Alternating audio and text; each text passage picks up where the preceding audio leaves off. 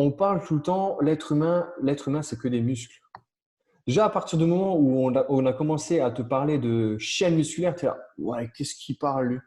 Mais quand on t'a mis le pied à l'étrier que, en fait, le chef d'orchestre, c'est que le cerveau, tu dis, waouh, ok, je connais tout ce que j'ai vu, c'est de la merde.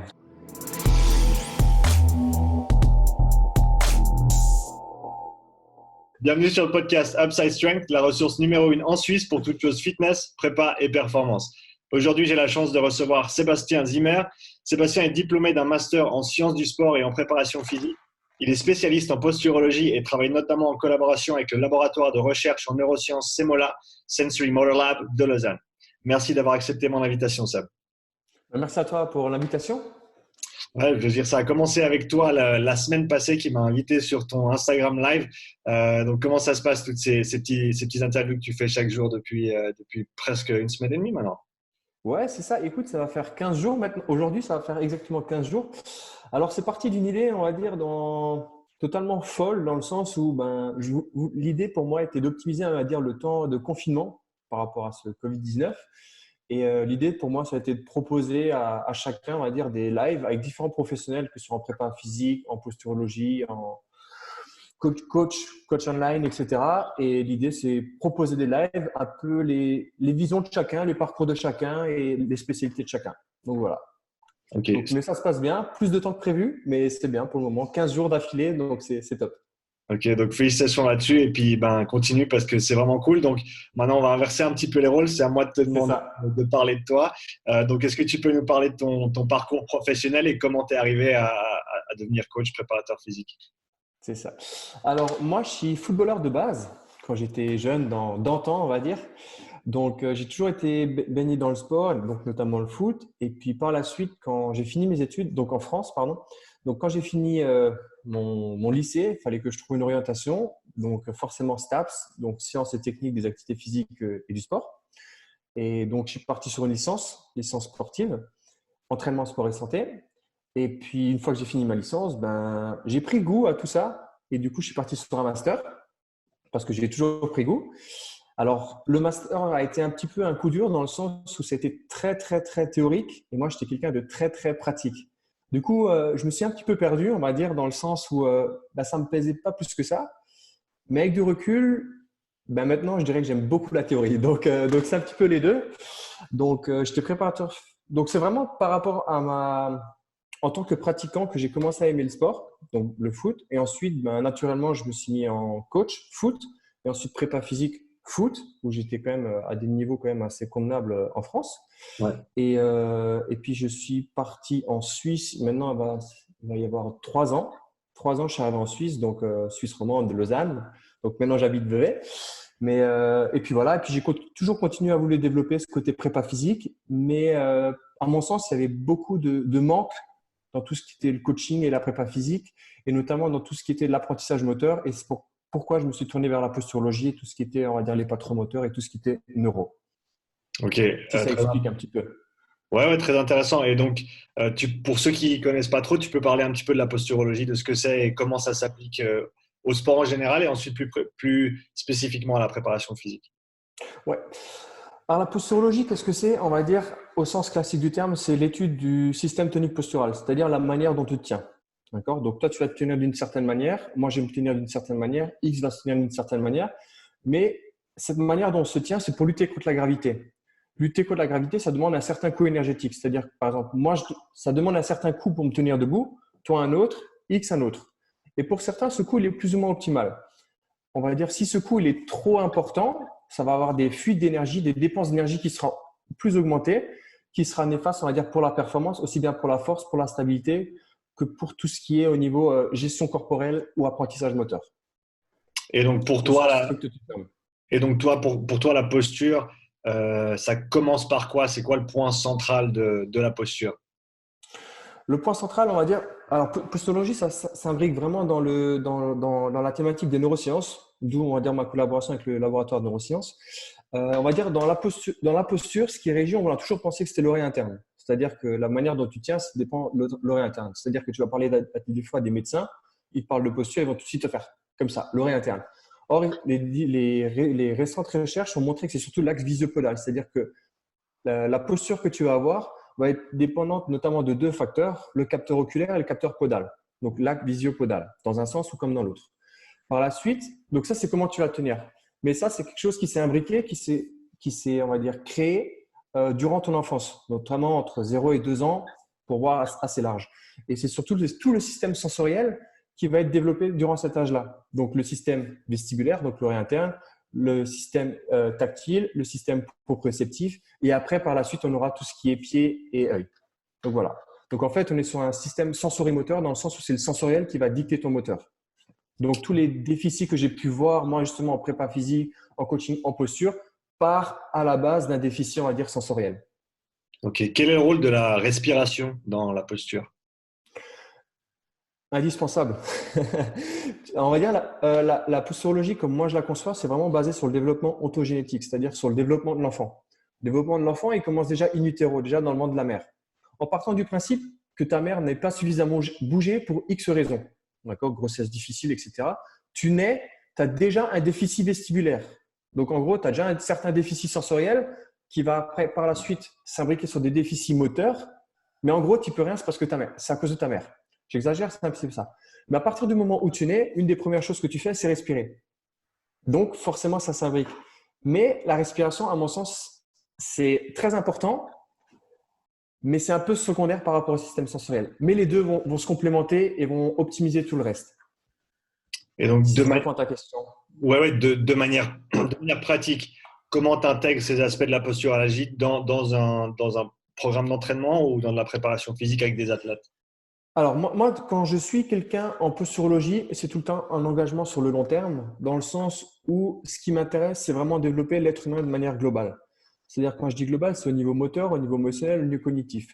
Parce qu'encore une fois, l'un va tout le temps s'imbriquer avec d'autres. À partir du moment où tu vois des déficits, on va dire, moteurs, enfin, on va utiliser un autre exemple. On va partir dans la gestion de stress. Le stress au sens large du terme. À partir du moment où au niveau moteur, déjà pour toi, c'est un stress de tenir debout sur une jambe, qu'est-ce que ça va être pour stresser par rapport à un objectif, par rapport à un adversaire qui vient vers toi, par rapport au stress du boulot, at large.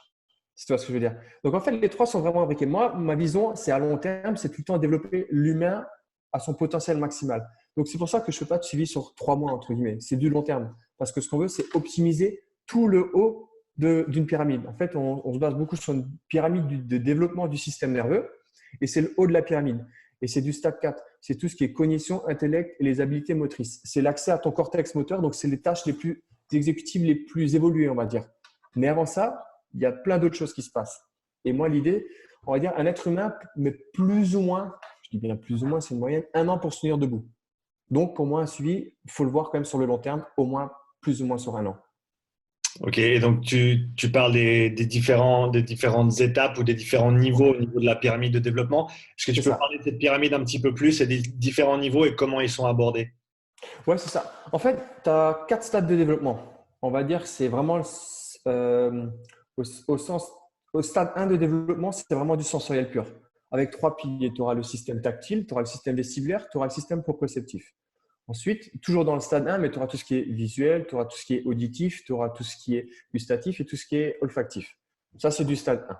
D'accord? Mais les 3 piliers de base, c'est toujours vestibulaire, tactile, proprioceptif. Ensuite, tu as un stade 2 qui sera tout ce qui est reconnaissance des deux parties du corps. Ensuite, du stade 3, du planning moteur. Et tout ce qui est stade 4, on va dire, c'est tout ce qui est cognition, intellect et apprentissage. Encore une fois, au sens large du terme. Et globalement, cette pyramide suit le développement ontogénétique. Donc, en gros, c'est passer du position sur le dos, ensuite retournement sur le ventre, ramper, 4 pattes, trépied, relever, debout, marcher, courir. Donc en fait, quand tu vois tout le monde marcher, courir, on part tout le temps du principe que tout est bon, tout est acquis. Mais finalement, quand tu commences à tester la base, tu te dis ah, peut-être que tu es plus sur un système compensateur qu'on pourrait le croire. Donc en fait, ça fait des fuites d'énergie et après on dit ah, ben t'as mal, c'est normal parce que X, ah, t'as les disques tendus, ouais, c'est parce que t'es fouteux. Ouais. Jusqu'à preuve du contraire, il y a des fouteux qui n'ont pas les disques tendus. Enfin, c'est un petit peu cette idée-là. Ouais. Est-ce qu'il y a tu as parlé de le mot patron, je pense que c'est l'équivalent pour l'anglais de pattern. que je cherche Ouais. très très longtemps et que j'arrive pas à trouver. Donc, je suis très très content que tu les mentionnes. Ça me rajoute un mot Ah dans ben mon parfait. en français. Donc, est-ce que tu vois dans ta pratique, est-ce que tu vois des patrons on va dire, de déficience moteur euh, communes pour que ce soit un sport ou que ce soit pour l'humain en général? Est-ce qu'il y a des schémas qui se retrouvent un petit peu? Ouais. Alors, pour moi, comment je vois déjà la performance, c'est déjà par le sport santé. Donc, d'abord, avant de voir l'individu comme un sportif élite, j'essaie d'abord de le voir comme un homme avec un grand H. D'accord? À partir du moment où tu as la santé, sport santé, tu auras le sport performance. Parce que ce que je veux dire par là, c'est qu'une personne qui est blessée, qui a mal, elle ne sera jamais à 100%. Du coup, ta performance sera toujours négociée. Donc, j'essaie d'abord de développer l'humain avant le sportif. Donc, par rapport à l'humain, donc sportif, voilà, je monte sur la caméra, sportif, humain, et ensuite tu as la base. La base, ce qu'on voit souvent, c'est déjà des déficits déjà très tôt. On va dire déjà pour X raisons, on va prendre l'exemple un déficit tactile, par exemple, tactile du pied. On va dire que le tactile du pied se développe déjà très tôt, mais après, il devient vraiment de plus en plus mature, notamment lors du ramper votre sol. C'est-à-dire que tu vas ramper, tu vas pousser sur ton premier orteil, et c'est ce qui va commencer à créer développer toute ta chaîne postérieure. Donc, à partir du moment où tu as une personne qui a les ischios tendus ou un petit peu penchés en avant, tu auras toute cette chaîne postérieure qui sera, on va dire, un peu plus surtendue. Parce qu'il sera déjà tout. C'est de la biomécanique simple. D'accord? Parce qu'en fait, tu as des muscles antigravitationnels, gravitaires, ouais, enfin, tu m'as compris, voilà, qui vont vouloir repencher le corps à la verticale. Et cette chaîne postérieure sera surdéveloppée et cette chaîne postérieure, elle commence déjà sous le pied. À partir du moment où tu as une immaturité tactile, toute ta chaîne postérieure sera là, surtendue derrière. Donc, le tactile, on peut le voir d'une part parce qu'on ne l'a pas suffisamment stimulé quand on était petit, ou alors des asymétries, par exemple, tu vois un enfant qui rentre plus d'un côté que de l'autre, forcément, tu auras une chaîne postérieure qui sera plus développée d'un côté que de l'autre. D'autant plus aujourd'hui, avec les chaussures qu'on a qui sont quand même très rigides, on utilise beaucoup moins le pied, d'où un petit peu la nouvelle mode des chaussures minimalistes pour réutiliser ce pied et stimuler toute la voûte plantaire et les mécanorécepteurs pour justement redévelopper toute cette chaîne postérieure. Donc le tactile, à mon sens, c'est quelque chose qu'on voit quand même très, très, très, très, très souvent. Et est-ce que ça, c'est quelque chose que tu recommandes à tes clients, à tes athlètes qui passent plus de temps à pieds nus, d'aller marcher dans l'herbe, d'aller faire des choses comme ça? Ouais, mais en fait, le tactile, tu travailles hyper facilement. C'est-à-dire que tu peux prendre un stylo, tu peux prendre une balle à pic, tu peux prendre un pinceau, tu stimules la voûte du pied. À partir du moment où tu reconnectes ton cerveau avec cette voûte plantaire, déjà, tu vas être bénéficiaire par rapport à ça. D'accord? Après, effectivement, tout ce qui est marcher pieds nus, marcher dans l'herbe, marcher dans la neige, marcher sur des cailloux, marcher pieds nus le plus possible, de toute façon, ça va te faire du bien. De toute façon. À partir du moment où tu vois un déficit sensoriel, par exemple, au niveau du pied, comment est-ce que tu adresses ça? Euh, L'idée, c'est qu'on suit le même cheminement qu'un enfant a eu pour se tenir debout. C'est-à-dire qu'il y a eu différents patrons moteurs et le système sensoriel qui s'est développé selon un certain cycle, selon un certain cheminement pour arriver à la session debout. L'idée pour moi, c'est de suivre ce même cycle-là. Parce que c'est quand même par cet apprentissage environnemental, sensoriel que ça s'est développé, que l'enfant il a quand même permis de se tenir debout, plus ou moins stable, avec plus ou moins efficacité. Donc, à partir du moment où tu as déjà une immaturité à la base, c'est pour ça que c'est une pyramide. Si de base, tu as quelque chose qui est compensé, on va reprendre l'exemple du système vestibulaire que j'ai développé. Si déjà de base, parce que ta mère n'a pas suffisamment bougé, tu nais avec un déficit vestibulaire. Tout ce qui va se passer au-dessus va être négocié pour optimal. Donc, tu pourras travailler des choses au-dessus, mais tant que tu n'auras pas réglé la cause même du problème, tout le reste sera toujours négocié pour optimal. Donc, tu pourras travailler tout ce que tu veux. Mais tant que tu ne seras pas allé sur ce système numéro un, source de problèmes, de compensation, tout le reste, c'est comme si tu avais un gros tonneau avec un trou, tu vas mettre un pansement dessus. C'est un peu la même chose. Parce qu'en fait, tu ne vas pas aller régler à la cause. Donc, tu parles du pied comme étant un des éléments importants au niveau de C'est cette ça. base. Quels sont les autres éléments importants? Le système sensoriel de base, on va dire, ce qui est important, c'est, comme je disais, le tactile, mais de manière partout, mais à des zones qui sont un petit peu plus sensibles que d'autres. C'est notamment les pieds et les mains, dû à notre évolution phylogénétique, donc l'évolution de l'espèce. D'accord? Notamment les mains, quand on était un primate, pour s'agripper à la mer, pour s'agripper. D'accord? Ensuite, tu as le système proprioceptif, c'est l'information que tes muscles, tes os, enfin que tout va transmettre à ton cerveau. D'accord? Notamment les fuseaux neuromusculaires, muscle spindle. en anglais. Voilà, c'est le système vestibulaire. Ensuite, tu as le capteur oculaire. Mais après, tu as toutes les projections, etc. qui se font. Par exemple, le système vestibulaire, tu as une projection qui va gérer, on va dire, les muscles des yeux, vestibulo-oculaire. Tu as la région cervicale, tu as la région la projection vestibulo-spinale. Donc, en fait, il faut le voir comme le système sensoriel, les capteurs sensoriels. Mais après, tu as les organes comment je pourrais dire, les organes qui les régit. C'est-à-dire, par exemple, la proprioception et le système vestibulaire, c'est surtout notamment au niveau du cervelet, par exemple. Au niveau du tactile, il y aura une grosse part du lobe pariétal. Mais tout ça va aller sur le moteur. Et donc, toutes ces immaturités sensorielles vont être traitées par le cerveau. Et quand ça va arriver sur le lobe frontal moteur, ça va être renvoyé dans le corps. Donc, tout ce qui n'est pas optimal ou asymétrique va être renvoyé dans le corps de manière non optimale et asymétrique. Donc, des fuites d'énergie, des pertes de force, des pertes de stabilité, des mauvais apprentissages moteurs, des fuites énergétiques, etc. Et comment toi, quand tu abordes ces sujets avec un nouveau client, avec un athlète, comment tu testes ces problèmes, on va dire, ou ces déficits au niveau de ces différentes phases d'apprentissage? Comment tu les testes? Déjà, comment se passe un bilan avec moi? Alors, j'ai la chance quand même d'être un peu reconnu maintenant dans le sens où j'ai plus besoin de passer une demi-heure à tout expliquer comment ça fonctionne. Parce que c'est vrai qu'au début, quand tu expliques le tout, l'idée, c'est quand même de le simplifier au maximum pour que ce soit compris par le plus grand monde. Mais c'est vrai qu'en général, si tu ne passes pas par un bilan, c'est quand même compliqué de tout bien comprendre. Mais en gros, pour faire ça, quand une personne vient, donc je lui explique un petit peu, je lui montre la pyramide pour voir exactement qu'est-ce qu'on va tester, quel est le procédé qu'on va utiliser. Ensuite, je vais le regarder marcher parce que c'est une activité quotidienne que tout le monde fait. Je vais le regarder comment tu marches. D'accord? À partir de ce moment-là, je vais commencer à avoir des compensations ou pas. Je vais voir des déficits ou pas. En fonction de ce que je vois, ensuite, je vais partir sur un bilan morphostatique, c'est-à-dire la manière dont tu te tiens dans les 3 plans de l'espace. Je vais regarder ta ceinture scapulaire. Est-ce qu'elle est une épaule plus basse que l'autre, une en avant? Le bassin, est-ce qu'il est en rotation? Est-ce qu'il y a des bascules? Est-ce qu'au niveau au niveau du plan sagittal, est-ce que tu es un peu plus penché en avant? Est-ce que tu es un peu plus penché en arrière? Est-ce que ta tête est en avant? Est-ce que ta ligne des épaules est un petit peu en avant? Vraiment au morphostatique dans les 3 plans de l'espace de comment tu tiens. D'accord? Parce qu'en fait, la manière dont tu marches, la manière dont tu tiens, on va dire, c'est de l'output. C'est-à-dire que c'est de la sortie motrice de ton cerveau. Mais ça, encore une fois, comme je te disais, ça va toujours être dépendant des entrées sensorielles. Donc, en fait, la manière dont tu marches, la manière dont tu tiens debout, va être le reflet de l'activation de ton cerveau. C'est-à-dire qu'il y aura des zones qui seront un peu plus inhibées, d'autres un peu plus activées en gros. Ensuite, je vais faire quelques tests moteurs, des tests de force, des tests de mobilité, parce qu'en fait, et ça va juste confirmer plus ou moins ce que j'ai déjà vu dans le bilan morphostatique et dans le bilan de la marche. À partir du moment où je vois les déséquilibres qu'il y a eu, je vais descendre de plus en plus bas dans la pyramide pour voir jusqu'à quel niveau et à quel échelon sont situés les déficits. Donc, l'origine. Et à partir de ce moment-là, on va corriger un petit peu ces entrées-là et on voit après ce que ça donne au niveau de la stabilité, au niveau de la force, au niveau de la mobilité, au niveau du bilan morphostatique et au niveau de la marche, qu'est-ce que ça donne. Tu parlais des tests de flexibilité. Si je ne me trompe pas dans le terme, c'est quand le bassin il est en antéversion, c'est ça?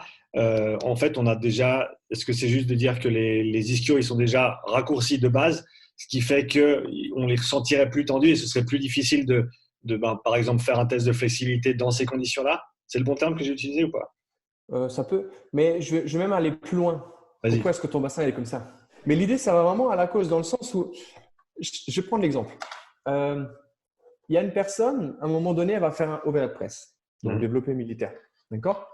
Elle va en faire X, Y, Z, 500, peu importe. D'accord? Au bout d'un moment, elle va commencer à avoir mal à l'épaule. Elle va penser que c'est à cause de ce overhead press qu'elle a mal à l'épaule. Mais en partant du principe que tu as déjà une bascule d'épaule, une épaule plus basse que l'autre, que tu as déjà des troubles microcirculatoires et l'oxygène qui a moins bien énervé, moins bien oxygéné, tout moment. Donc, faire ça quand tu es aligné ou faire ça quand tu es déjà penché, c'est pas le même coup. C'est pour ça que je te parlais de fuite d'énergie. Tu as des fuites d'énergie qui vont venir. C'est comme si maintenant tu vas prendre l'exemple de stylo.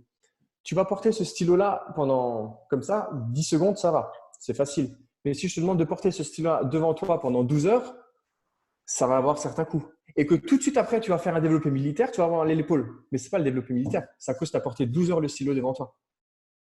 Parce qu'en fait, tu auras déjà des déséquilibres avant ça. Et on a toujours tendance à blâmer, c'est à cause de ton développé militaire ou du volume ou ton intensité, etc., ou ta technique, mais peut-être qu'il y a déjà quelque chose avant.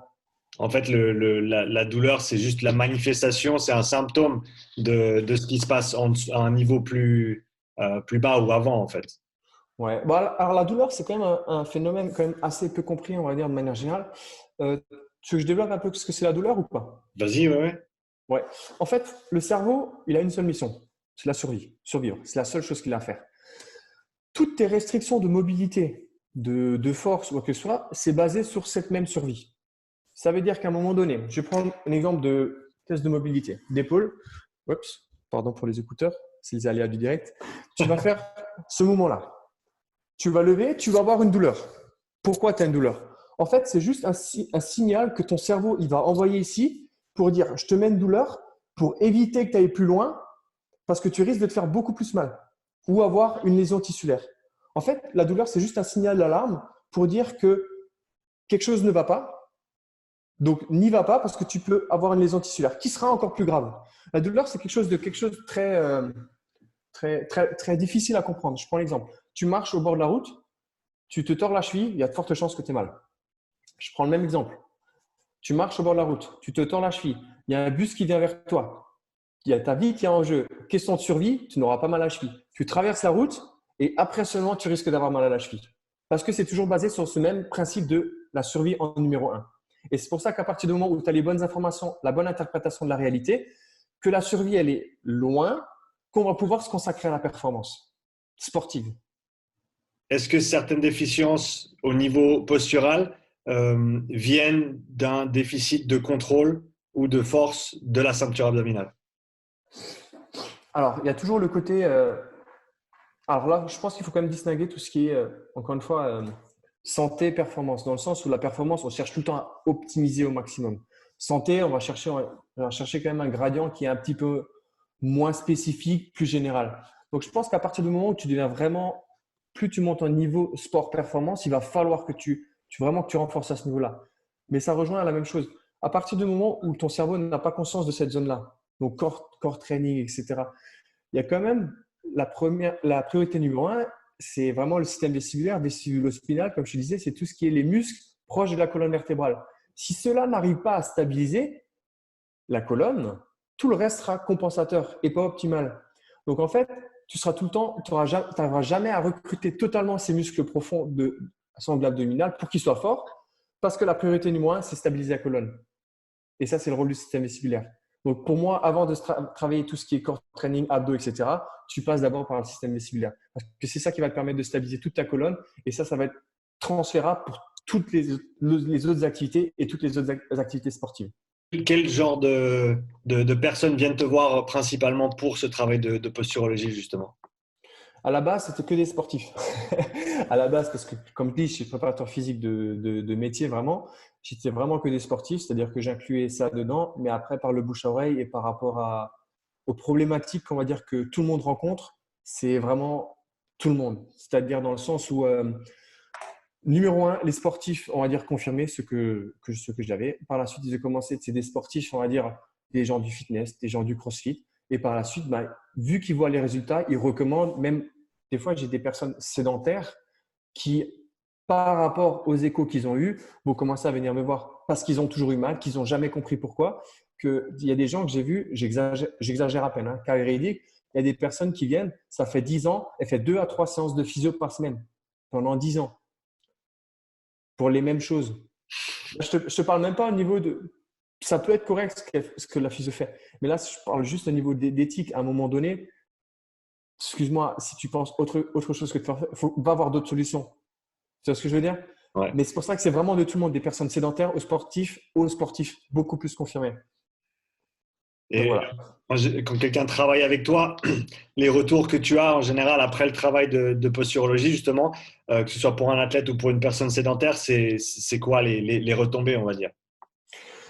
Les retombées, c'est tout le temps les mêmes. Mon objectif, c'est ton objectif. Dans le sens où ton objectif…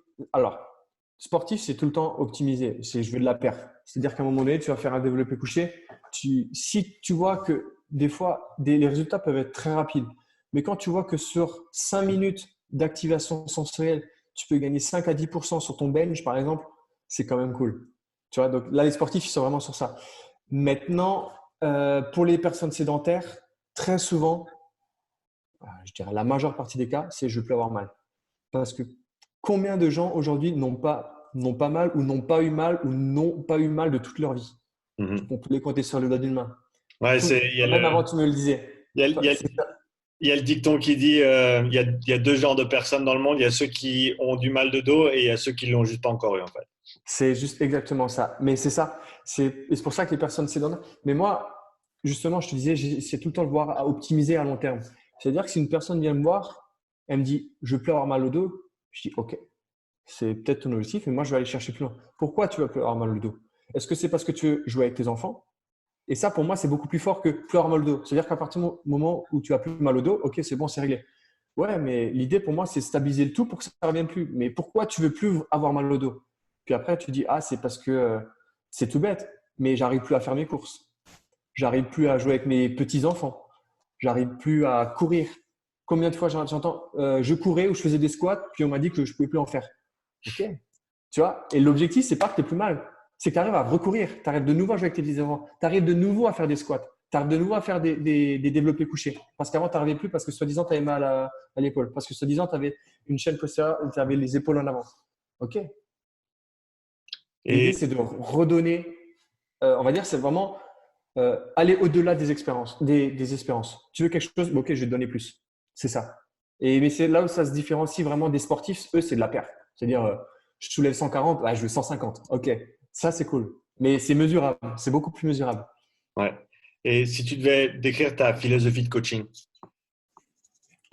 Ma philosophie de coaching, euh, ça rejoint, on va dire, deux versants à moi. C'est-à-dire que je suis beaucoup sur tout ce qui est optimisation de l'être humain, aussi bien par la posturo et le coaching, mais aussi par rapport à tout ce qui est mindset. Donc, j'essaie vraiment de développer ce côté développement perso où, à mon sens, il y avait un livre que j'ai lu, alors je ne me souviens plus le nom, mais on parle tout le temps d'ego. Je dirais que trop d'ego, c'est pas si mal que ça dans le sens où on est quand même, je pense, dans un monde où on manque d'ego. Donc moi, je préfère en avoir un peu plus que pas assez. Donc je préfère avoir des gens qui en ont un peu plus que pas assez. Parce qu'à la moindre, à la moindre, à la moindre, comment je dirais, au moindre aspect négatif de leur vie, ah non, ça va pas, comme ça. Ah non. Je pars du principe qu'il n'y a que des événements dans ta vie. C'est toi qui les prends positivement ou négativement, mais c'est que des événements. Covid-19, tu es à la maison, ok, positif, négatif, peu importe, c'est un événement. Comment est-ce que tu le prends? Tu vois, nous, on essaie de positiver, on le prend au maximum, on va se former, on continue à faire des lives, on continue à faire des podcasts. Il y en a d'autres, oh, fais chier, je peux pas sortir, je peux pas boire un verre. Tu vois, il n'y a que des événements, positifs ou négatifs. Donc, moi, ma philosophie de coaching, c'est vraiment développer l'être humain de manière globale. Aussi bien donner accès à son propre corps, aller au-delà des espérances, mais en même temps développer un petit peu son mindset pour sur le court, moyen, long terme, pour optimiser dans toute ta vie. Il y a des gens que je suis en coaching, en posturo, qui des fois, au bout d'un moment, ils me disent, putain, j'aime bien ce que tu fais et tout, et commence à, je vais commencer à lire. Il y a des gens, c'était des sédentaires, ils commencent à se mettre 4-5 séances de sport dans la semaine.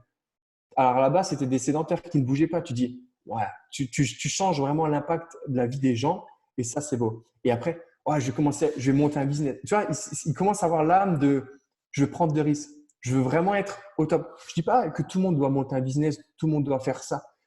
Mais quand lui te fait le retour de je suis bien, je me mets des objectifs, je cherche tout le temps à progresser. Et là, je dis, ouais, c'est cool. Ça, c'est bien. C'est C'est presque, vraiment dans cet aspect-là. tu leur as permis de faire la transition entre un, euh, j'ai les mots en anglais qui Dis-le m'échappent. en anglais. Ça devrait aller, je pense. Ouais, mais celui de base en anglais, il m'échappe, mais après, c'est le growth mindset et après, tu as le Ouais, set mindset. C'est celui-là, ouais. je ne sais plus. En gros, c'est soit tu te contentes en fait de ce que tu as et de qui tu es, ou alors tu vois le potentiel de développement, que ce soit pour toi ou pour les choses autour de toi, et tu te contentes pas voilà, de ce que tu as, mais tu veux aller plus loin, tu veux faire plus. Je pense que tout le monde a le même potentiel d'aller chercher plus haut. Tout le monde l'a. Mais il y en a qui sont prêts ou qui sont pas prêts. Ça m'est déjà arrivé moi-même je fais un bilan ou même avant le bilan, je leur dis écoute, ça va pas le faire entre toi et moi. Encore une fois, je te dis, je travaille sur du long terme. Ça demande un certain engagement. financier et surtout en termes de temps, parce que ça demande à faire des exercices, ça demande de l'investissement. Peut-être qu'aujourd'hui, tu n'es pas prêt, mais peut-être que dans 3 mois, tu l'es prêt. C'est pour ça que je dis que tout le monde a le potentiel, mais tout le monde n'est pas prêt de le dévoiler. Mais certains ne le veulent pas parce ils sont voilés la face. On a été, tu vois, je prends l'exemple. Je me lève tous les matins à 4h44. Je dirais à peu près 90% des gens ne comprennent pas ce choix. Moi, je le comprends. Mais c'est pas donné à tout le monde. Mais on est beaucoup régi par rapport à la société et tout le monde se dit ouais, pourquoi tu fais ça? Pourquoi t'as pas besoin? Tu vois, j'ai fait pour la première fois de ma vie une diète en novembre-décembre parce que j'avais un challenge j'aime bien les challenges. On m'avait fait et tout le monde dit mais pourquoi tu fais ça? Oh, tu peux te permettre un petit écart. Oh, tu peux faire ci, tu peux faire ça. En fait, on essaye tout le temps de te baisser et c'est difficile. Et c'est pour ça que je pense que tout le monde a le potentiel. Il faut être fort, mais c'est pas tout le temps le bon moment. Il y a beaucoup de gens qui essaient de pas volontairement ou involontairement de te rabaisser. Ouais, je pense que c'est en statistique, en anglais, encore une fois, c'est reduction to the mean. C'est genre le retour à la C'est moyenne. ça. Et donc, C'est ça. autant on le voit en statistique quand on parle de douleur, quand on parle de choses comme ça, mais on le voit aussi, ben, comme tu as dit, dans la vie de tous les jours, où si tu dépasses un petit peu, les gens ils veulent te remettre en place et te remettre comme tout le monde parce que en même temps, ça.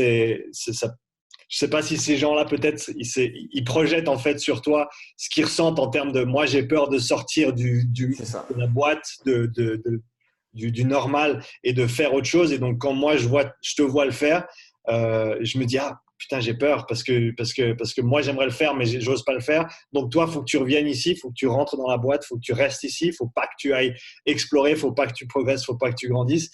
Mais comme tu dis, c'est assez intéressant. Mais je pense que c'est volontaire, mais surtout très involontaire. C'est-à-dire que tout le monde est quand même imbriqué dans cette boîte, Think in the Box.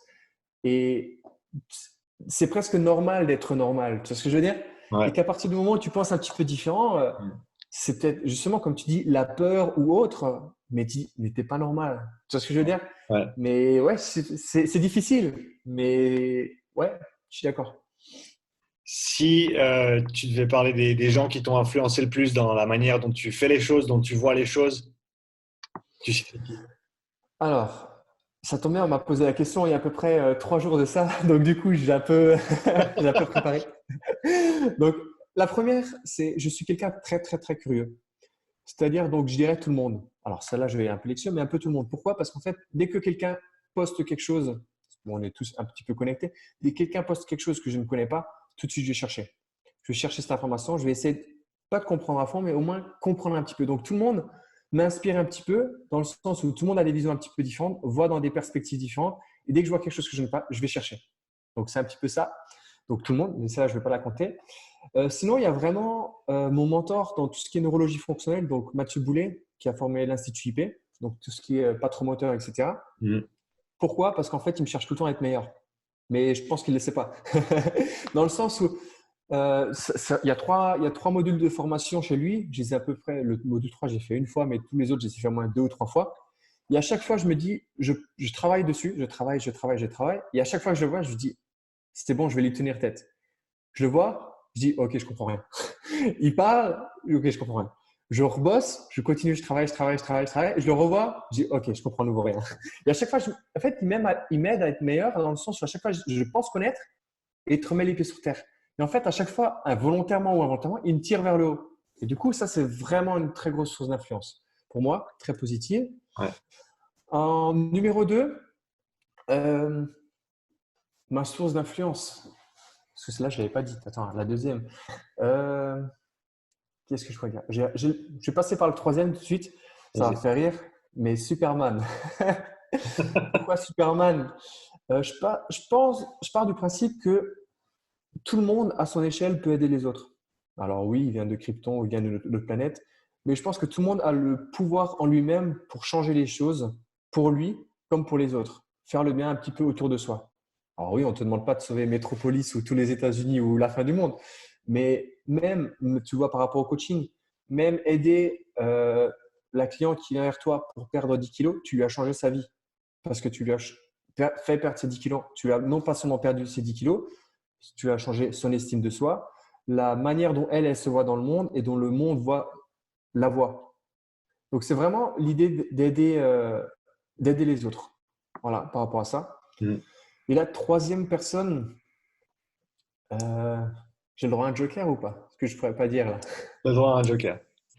Sur quel sujet as-tu changé d'avis récemment, que ce soit en termes de coaching, d'entraînement, de mindset, quelque chose que tu croyais être vrai avant, mais qui est récemment, tu as un petit peu changé de bord en fait.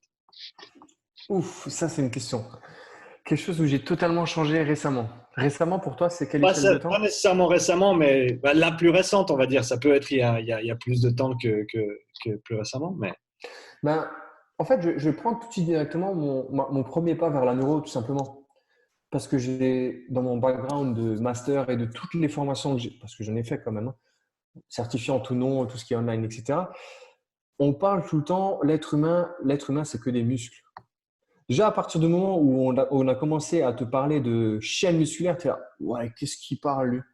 Mais quand on t'a mis le pied à l'étrier que, en fait, le chef d'orchestre, c'est que le cerveau, tu dis, waouh, ok, je connais tout ce que j'ai vu, c'est de la merde. Tu vois, j'exagère, mais c'est ça. ouais, Et quand tu vois les effets que tu as en performance, en santé, en tout ce que tu veux, quand tu touches au cerveau, tu dis, j'ai perdu 10 ans, 15 ans, tout ce que tu veux, tu dis, fuck, ouais.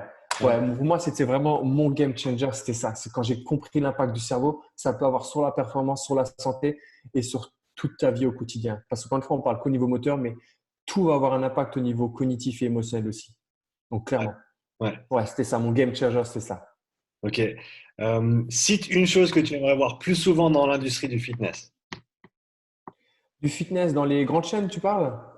En général, dans le monde dans lequel on Ouais. évolue, toi et moi, dans le coaching, que ce soit grande chaîne de fitness, indépendant, Ouais. dans le sport, qu'est-ce que tu aimerais voir plus?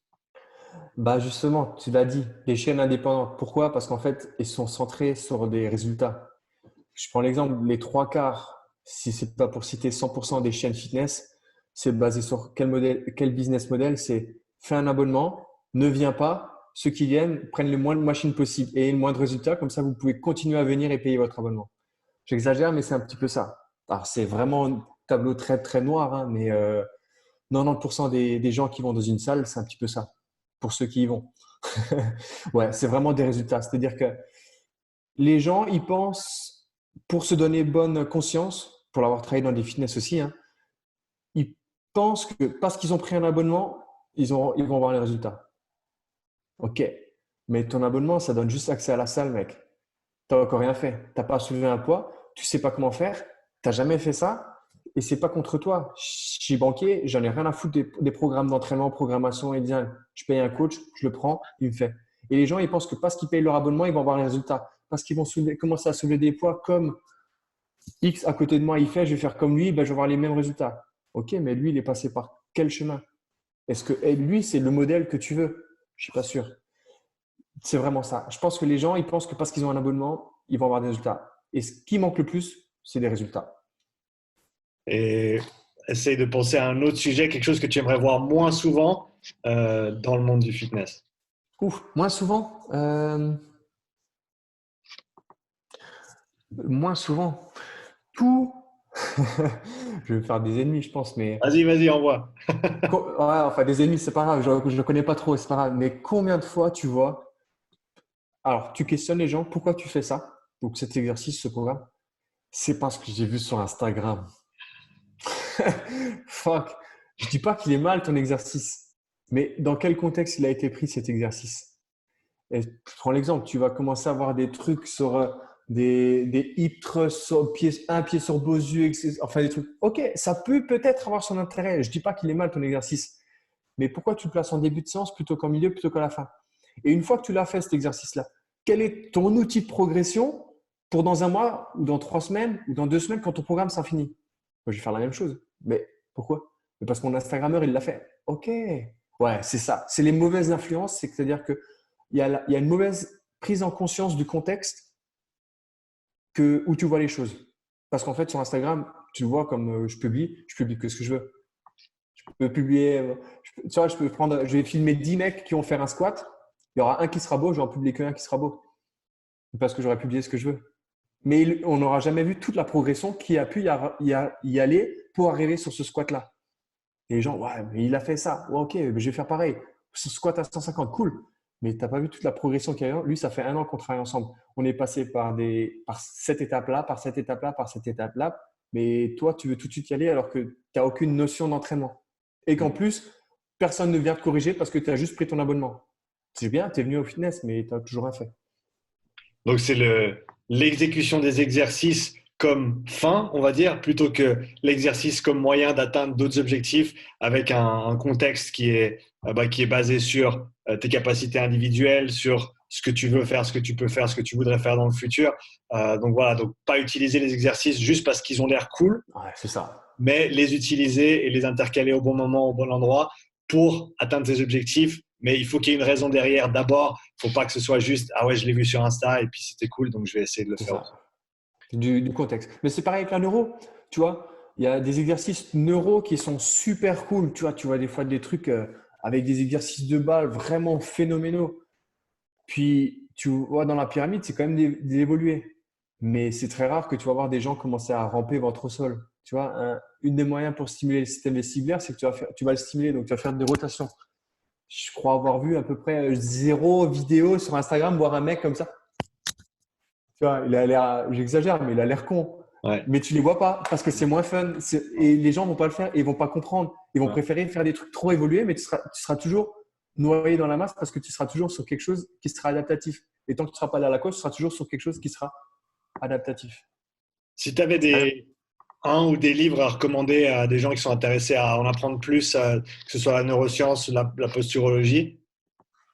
Euh, Posturologie, pour moi, c'est par un seul. Alors, à l'heure actuelle, il ne se trouve plus, sauf peut-être dans certaines bibliothèques, qui s'appelle La reprogrammation posturale du docteur Bricot. Donc, ça, c'est le numéro un. Alors, il est un petit peu vieux. On ne le trouve plus parce qu'il est en cours de réactualisation, Mhm. mais il donne déjà de bonnes billes dans tout ce qui est neuromécanique, donc l'adaptation notamment des yeux et des pieds sur l'aspect biomécanique. Dans le sens où, par exemple, tu auras un pied qui est comme ça et l'autre il est un peu plus comme ça, forcément ça va avoir une ascendance sur toutes les chaînes ascendantes, donc tout ce qui est au niveau du genou, ben, genou pareil, rotation du bassin, etc. et jusqu'au niveau scapulaire, juste à cause de tes pieds. Donc ça donne de bonnes bases. Donc tout ce qui est neuro, je dirais celui de neurosciences, de Purve, ouais, c'est une bonne base quand même. C'est très très théorique, mais ça en apprend bien. Ok, donc ça pour ceux qui sont intéressés à en apprendre un petit peu plus par rapport à ces sujets spécifiques. Quel livre a eu le plus gros impact sur toi en tant que personne, coach, en général, celui qui te vient à l'esprit quand tu Ouais. penses à un livre? La première partie, enfin la première partie ou les 3 premières parties du bouquin de Zig Ziglar, Rendez-vous au sommet. Ok. Justement sur tout ce qui est l'estime de soi, tout ce qui est développement personnel, justement où il développe un petit peu que on est tous au top, mais c'est cette image de nous qui nous rabaisse et que à partir du moment où tu changes ton mindset, tu peux changer beaucoup de choses dans ta vie. Seb, si les gens sont intéressés à en apprendre plus sur toi ou à bosser avec toi, où est-ce qu'ils peuvent se trouver en ligne? Alors, je communique beaucoup plus sur Instagram. C'est Seb Zimmer _ tiré du bas, pour ceux qui ne connaissent pas, Insta. Et puis après, il est relié à mon Facebook. Je communique un petit peu moins, mais on peut quand même me trouver. Donc, Sébastien Zimmer, posturologie et performance. Et sinon, sur mon site internet, www.posturalperformancelab.com. Merci beaucoup pour ton temps et toutes tes connaissances aujourd'hui, Seb. Ben, écoute, merci à toi. J'espère avoir pu te donner quelques pistes de réflexion. Et puis, j'espère que tout le monde a pu apprécier. Et puis, en tout cas, top tes podcasts et j'attends de voir la suite. Merci et à bientôt. Ciao. À bientôt. Ciao, ciao.